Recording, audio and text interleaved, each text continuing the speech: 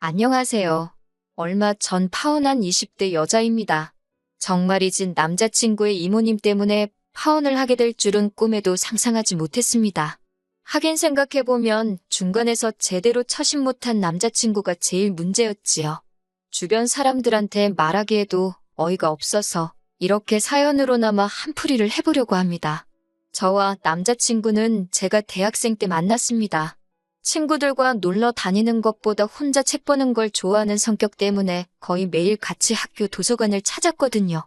철학 서적이 있는 쪽은 대부분 한산했기 때문에 주로 그곳에서 책을 읽거나 노트북을 쓰며 시간을 보냈습니다.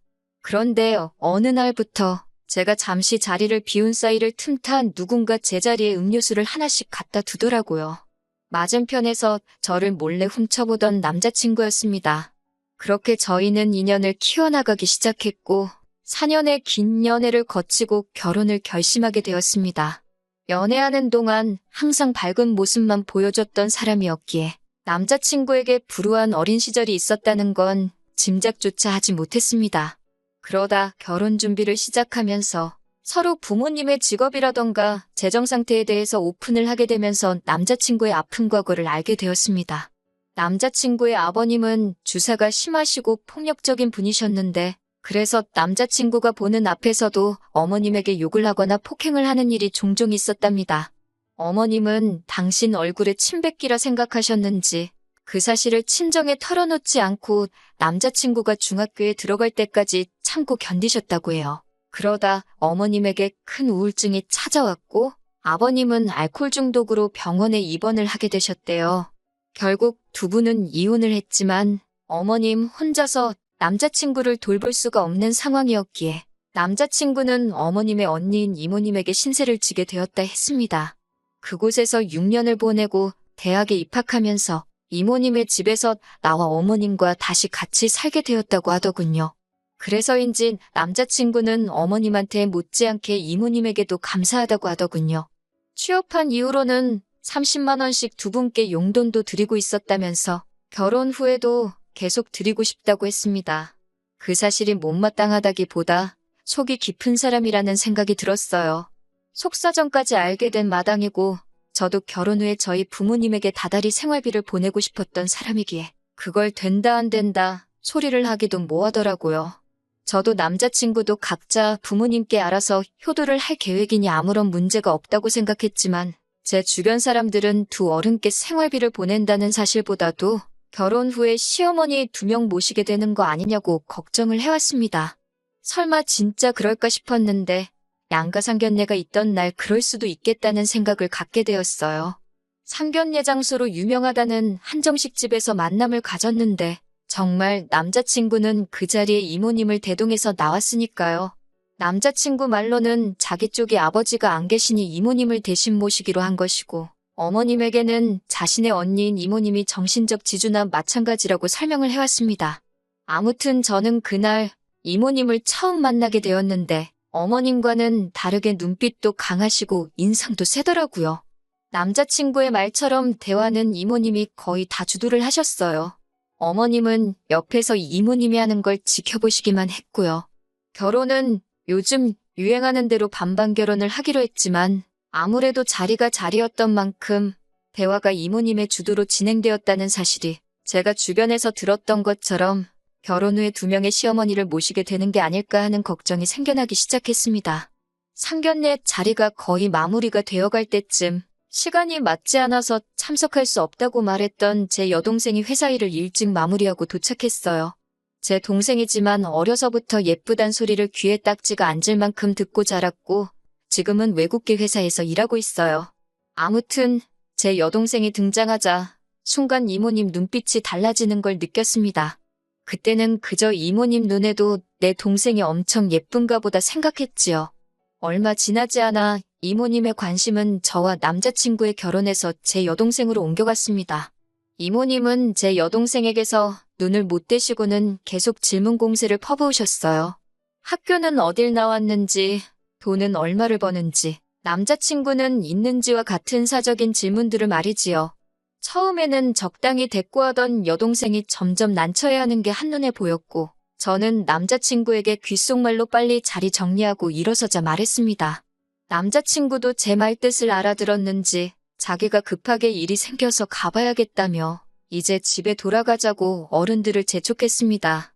집으로 돌아오는 차 안에서 여동생은 그 이모님이란 사람 정말 이상하다며 저더러 이 결혼 꼭 해야 하냐고 물었습니다. 모시고 살 것도 아니고 괜찮다고 했어요. 하지만 친정 부모님도 정작 시어머니 될 분은 한마디도 안 하고 계시고 이모님이란 사람이 나서서 좌지우지하시는 게 조금 마음에 안 드셨다고 한마디 하시더군요. 이틀 뒤 남자친구와 데이트를 하려고 만났습니다. 상견례 자리에서 있었던 일들을 이야기하다가 이모님 얘기가 나왔어요.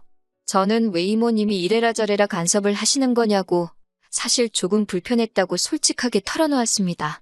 남자친구는 자기도 그 행동에 대해서 짐작가는 바가 있다고 하더라고요. 남자친구 말이 이모님에게는 남자친구보다 10살이 많은 아들이 하나 있대요. 몇 년 전에 결혼을 했는데 반년도 못 살고 여자가 이혼하자고 달라들었답니다. 주변 사람들한테는 성격 차이라고 했지만 자기가 사촌형한테 들은 바로는 이모님이 그 여자를 쥐잡듯 잡으며 시집살이를 시켰다더군요. 결국 사촌형은 이혼을 하게 되었고 이모님은 그 여자에게 위자료로 1,000만 원을 주기까지 했다고 합니다. 그러면 더 자중하셔야 하는 거 아니냐고 물으니 남자친구가 그건 우리 생각인 거고 이모님 입장에선 2번 다시 그런 꼴을 안 보기 위해선 가능한 있는 대로 제 길을 눌러놓으려고 하셨던 것 같다고 했습니다. 제가 남자친구랑 결혼한다고 해서 이모님 며느리가 되는 것도 아닌데 남자친구 이야기를 듣고 있자니 어이가 없더라고요. 그래서 주변에서 이모님까지 제가 2명의 시어머니를 모시게 될 것이라는 말을 몇 번 들었다고 솔직히 그것 때문에 요즘 생각이 많다는 사실을 말해줬습니다. 남자친구는 손사래를 치며 절대 그럴 일이 없다고 어릴 적에 이모에게 신세진 건 사실이지만 대학교 입학 후에는 따로 나와 살지 않았느냐며 자기도 그때 도와주신 은혜만 갚으면 자기 어머니에게만 신경 쓸 계획이니 저에게도 그런 걱정일랑 하지 않아도 된다고 저를 안심시켜줬어요. 솔직히 미덥지는 않았지만 자기가 그러겠다는데 제가 믿는 것 말고는 더 할 말이 없더라고요. 아무튼 그 이후로 청첩장도 만들고 결혼 준비하면서 바쁘게 시간을 보냈습니다. 반반 결혼을 하기로 했으니 예단은 생략을 하기로 했는데 남자친구가 어머님하고 이모님한테 가방이라도 하나씩 해주고 싶다 하더라고요. 귀엽고 이모님까지 들먹이면서 저러고 있으니 정 해드리고 싶으면 직접 해드리라고 한마디 했습니다. 남자친구는 저의 대답에 야박하단 식으로 나오길래 보통 그런 말을 꺼내려면 2분께 뭘 해드리고 싶다 말하는 게 아니라 우리 부모님한테 먼저 뭘 해드리고 물어보는 게 순서가 아니겠냐고 한마디 했어요. 그 말에 남자친구는 아무 대답도 못하고 꼴먹은 벙어리가 되더라고요. 다달이 용돈 보내드리는 정도면 충분히 할 만큼 하는 그 이상을 하는 거라고.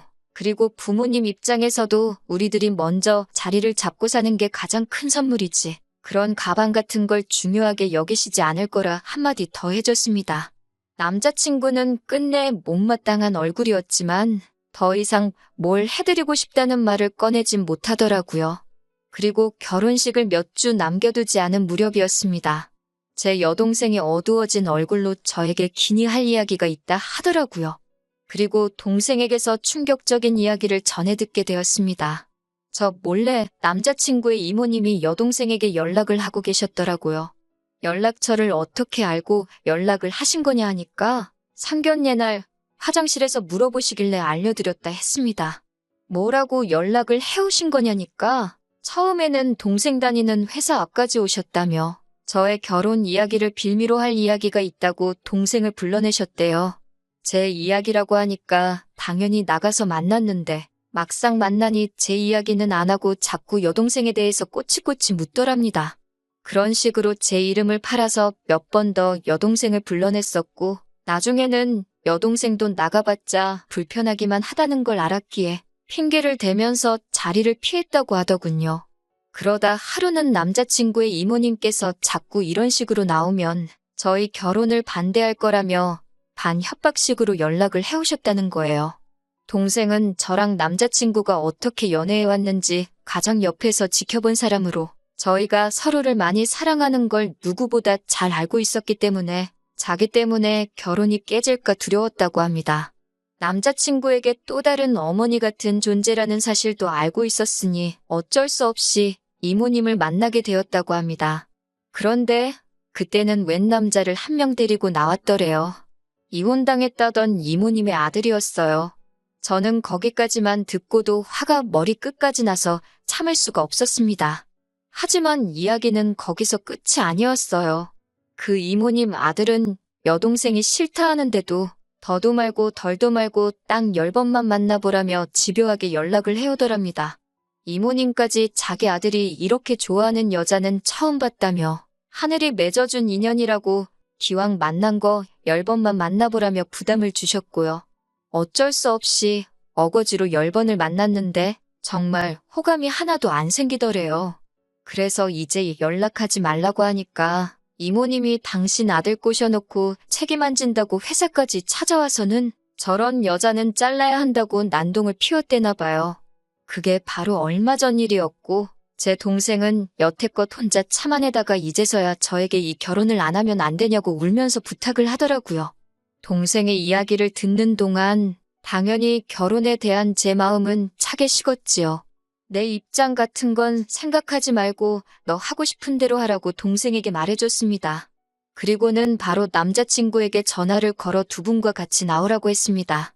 마침 이모님과 어머님이 같이 계신다 하여 이모님 댁 앞에서 남자친구를 만났습니다. 집으로 들어가기 전 여동생의 한 이야기를 들려주며 알고 있었냐고 물었어요. 남자친구는 정말 상상도 못했다며 자기도 어이가 없다고 그러더군요. 그런데 제가 일단 집에 들어가서 이모님한테 시시비비를 가리겠다고 하니 뭘 또 그렇게까지 하냐며 저를 말리더라고요. 이모님은 단지 당신 아들을 너무 사랑해서 좋은 짝 만나게 해주고 싶은 욕심에 좀 오버를 하신 것뿐 아니냐며 이모님 편을 들더라고요. 더 듣고 있을 이유가 없어서 집 안으로 들어갔습니다. 이모님과 어머님은 이 늦은 시간에 웬일이냐며 아무것도 모른다는 표정을 하고 계셨습니다. 제가 왜 나이 먹은 아드님을 제 여동생한테 갖다 붙이냐며 누울 자리 보고 다리를 뻗으셔야 하는 거 아니냐고 따졌습니다. 그러자 이모님은 자기 아들이 어때서 그러냐며 저더러 웃긴다고 그러시더군요. 제 동생이 싫다고 했다는데도 왜 고집을 피우시냐고 그러니 여자는 원래 좋아도 싫다고 한다는 거예요. 저 같은 사람이나 싫으면 싫다 좋으면 좋다 따박따박 어른 앞에서 할 말 못할 말 못 가리고 한다나요. 그 와중에 남자친구는 어차피 여동생도 언젠가는 결혼할 거 아니냐고 그러면 아예 모르는 집으로 시집가는 것보다 친언니가 있는 집으로 시집가는 게 좋지 않겠냐고 하더라고요. 남자친구는 지가 뭐라고 짓거리는지 아는지 엄청 뿌듯한 표정을 하고 있었습니다. 이모한테 은혜를 입었을 뿐 절대 엮이는 일 없을 거라고 말하던 게 다 저를 안심시키기 위한 거짓부렁이었다는 걸 알게 되었어요. 개족보는 니네 집에서나 만들고 우리는 건들지 말라고 나지막히 한마디 하니까 남자친구가 흠칫하더라고요. 시어머니를 2명이나 모시게 할 생각이 없다더니 남자친구는 지 엄마보다 지 이모를 더 어머니로 생각하고 있는 것처럼 보였습니다. 파혼까지 작정한 상황으로 간 자리였기 때문에 저도 더 주저할 생각이 없었어요.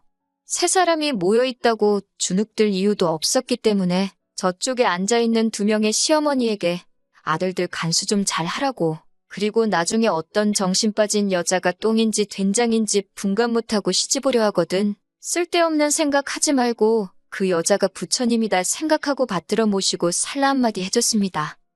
남자친구한테도 이런 우유부단한 놈인 줄 몰랐다고 그런 줄도 모르고 여지껏 가져다 바친 사년이 아까워할 수만 있다면 위자료라도 받아내고 싶은 심정이라고 지금을 기점으로 내 눈에 띄지 말고 연락도 하지 말라고 말했습니다. 밖으로 나오는 저를 쫓아나오더니 어딜 가는 거냐고 따지며 청첩장도 다 돌렸는데 이런 식으로 나올 거냐며 별 쓸데없는 걱정을 하더군요. 그깟 청첩장이 문제냐고 남들이 너한테 왜 파혼했냐고 묻거든. 또 하나의 어머니라는 니네 이모가 내 동생한테 뭘 했는지 설명해주면 충분히 이해해줄 거라 쏘아붙이고 저를 붙잡고 늘어지는 남자친구 팔을 뿌리치고 집으로 돌아왔습니다. 남자친구는 제 여동생 때문에 왜 우리가 헤어져야 하느냐고 아직도 상황 파악도 못하고 있길래 목 위에 달려있는 게 머리통이 맞으면 그게 정말 내 여동생 때문인지 아니면 너랑 너네 가족들 때문인지 충분히 이해할 거라고 말하고 뒤도 돌아보지 않고 집으로 돌아왔습니다. 이튿날부터 식장, 신혼여행, 가정가구들 예약해놓은 것들은 취소하고 위약금 낼 건 내고 환불받을 건 받고 그러니 몇 푼의 돈이 제 손에 남더라고요. 남자친구한테 계좌번호 보내라고 절반은 보내주겠다 했는데 그 돈이라도 건지고 싶었는지 잽싸게 계좌번호를 불러주더라고요. 그 돈을 안 줘도 됐겠지만 하나도 아깝다는 생각이 들지 않았습니다. 왜냐하면 며칠 뒤에 남자친구의 이모를 명예훼손으로 고소하고 그 이후에도 정신 못 차리고 제 여동생에게 연락하던 그 자식을 스토킹으로 신고했거든요. 회사까지 찾아와서 난동을 부려준 탓에 절차가 아주 수월했습니다. 고소했다는 사실을 전하니 뭐 믿는 구석이 있는지 마음대로 하라고 빈정거리더라고요. 하지만 그런 허세도 잠시 며칠 뒤에 합의 좀 해달라고 연락이 왔어요. 그렇게 센 척을 하더니 나중 가서는 합의금을 조금만 깎아줄 수 있냐며 비굴하게 나오더라고요. 정신적 피해 보상까지 요구하겠다. 으름장을 놓으며 한 푼도 깎아주지 않고 고스란히 합의금을 받아냈습니다. 정신 못 차리고 여동생에게 연락하던 한심한 사촌 형도 사과를 해왔지만 결국 접근금 지명령 처분을 받게 되었고요. 그 이후로는 솔직히 신경 쓰지 않고 살고 있습니다. 여동생도 지금은 많이 안정을 되찾았고 좋은 남자친구도 생겼더라고요. 그 모자한테 시달린 걸 옆에서 지켜본 동료가 자기가 지켜주고 싶다며 고백을 해왔다나요. 그리고 저는 당분간은 누굴 만나고 싶은 생각이 없습니다. 연애하느라 가지지 못했던 혼자만의 시간을 즐기면서 지내보려고요.